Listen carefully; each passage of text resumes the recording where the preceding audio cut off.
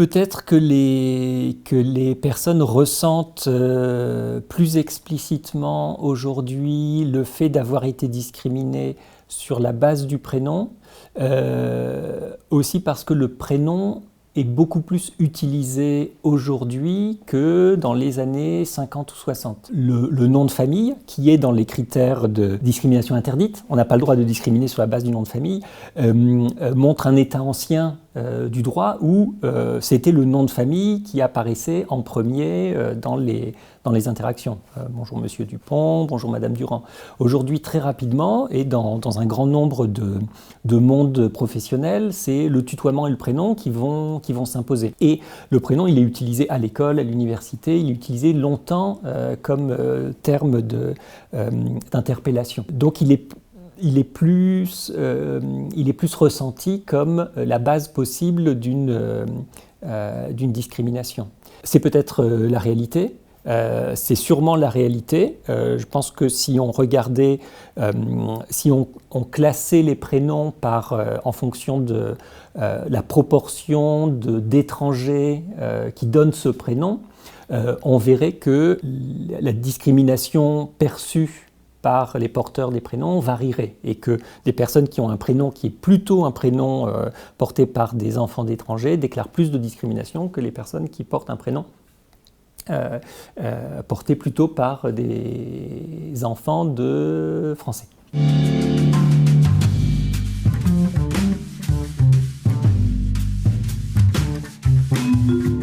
Il est probable, oui, qu'un même prénom puisse dire des choses différentes, parce qu'il existe des micro-modes dans des petits milieux sociaux, mais qui donc signalent quelque chose pour les gens qui font partie de ce monde, mais qui ne signalent rien ailleurs. Il y a un prénom que j'aime bien, qui est le prénom Amicie, A-M-I-C-I-E, qui est un prénom très rare. Mais qui est un prénom qui est très donné dans ce qu'on appelle l'aristocratie d'apparence. Donc les Amici ont très souvent des mères ou des pères qui ont un nom à particules. La sœur de Amici, ça va être Kitry ou Guillemette, mais c'est un prénom qui est inconnu ailleurs. Donc dans un monde, on va dire, d'aristocratie culturelle, etc., Amici, ah oui, c'est un joli prénom. Dans un autre monde qui ne serait pas en contact avec Neuilly, Versailles et puis les beaux quartiers de Lyon, c'est un prénom qui a une certaine invisibilité, Amici.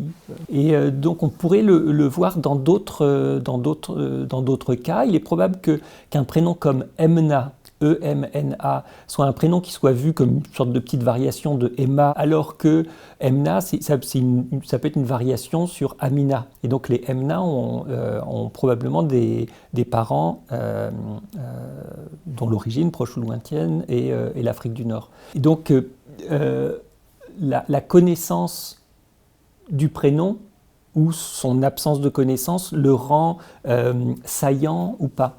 Est-ce que ça a des conséquences au niveau de l'emploi? Je ne suis pas certain parce que ces prénoms sont très rares et ils peuvent avoir des connotations très différentes parce qu'ils sont très rares, alors que Mathieu, Mohamed, Gabriel ont probablement on va dire un espace partagé de connotations.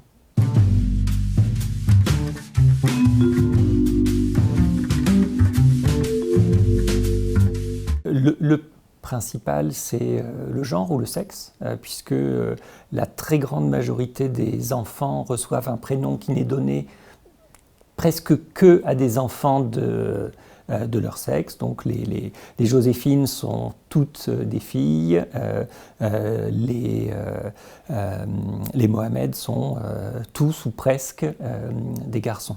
Il y a quelques prénoms mixtes, mais très souvent les prénoms sont liés à un sexe. La deuxième chose, mais c'est plus flou, c'est un peu l'âge, puisque beaucoup de prénoms sont associés, en tout cas au XXe siècle en France, à un groupe d'âge particulier. Les Martine sont plutôt nées entre 1930 et 1955, les Stéphanie après, et puis les Léa sont plus jeunes. Alors ça, on peut assez souvent se tromper, puisqu'il y a toute une série de prénoms qui peuvent à la fois avoir été portés par des gens du début du XXe siècle et de la fin. Le troisième élément, c'est un peu l'origine géographique des parents, même s'il y a du flou. Beaucoup de prénoms, on va dire du nord de la Méditerranée, sont portés aujourd'hui par des enfants qui n'ont pas d'origine autre que française, mais ce n'est pas le cas pour les prénoms du sud de la Méditerranée qui ne sont quasiment jamais donnés à des enfants qui n'ont pas des parents dont l'origine proche ou lointaine est d'Afrique.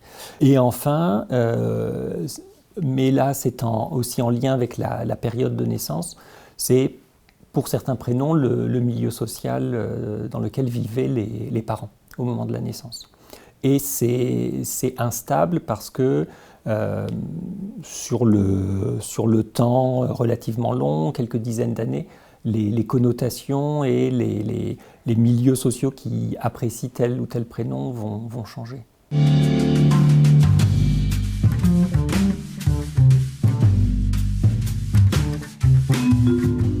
Quand les prénoms sont associés à des milieux sociaux par connotation, soit des milieux on va dire de classe populaire, donc avec un niveau d'études peu élevé, en moyenne, qui occupent des fonctions d'exécution, et que d'autres prénoms sont associés à des milieux plutôt intellectuels ou bourgeois, donc avec un niveau d'études élevé et des fonctions de direction, on peut penser que l'individu qui porte ce prénom sera associé aux caractéristiques du groupe social dans lequel ce prénom est souvent donné.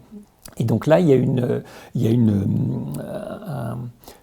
un clash entre les deux fonctions que portent les noms propres, qui sont la fonction dénotative, c'est-à-dire identifier un individu pour le différencier des autres.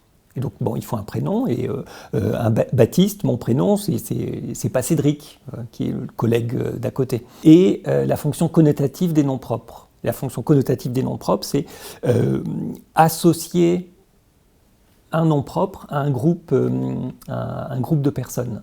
Et les noms propres ont ces deux fonctions, dénotative et connotative. Et on voit que dans des formes de discrimination dont peut être le support, le prénom, il y a l'idée que l'individu que l'on voit, le Jean-Claude qui est en face de nous, qui n'est pas Jean-François et qui n'est pas Samir, est aussi associé par connotation à autre chose. Mais ça demanderait à savoir ce que les gens ont dans leur tête quand ils lisent un prénom. Je pense que des enquêtes un peu par méthodologie un peu expérimentale pourraient le faire pour trouver les biais implicites. Des enquêtes automatiques où on associe une couleur à une situation ou un mot et un autre mot, et on regarde le temps de réaction des personnes.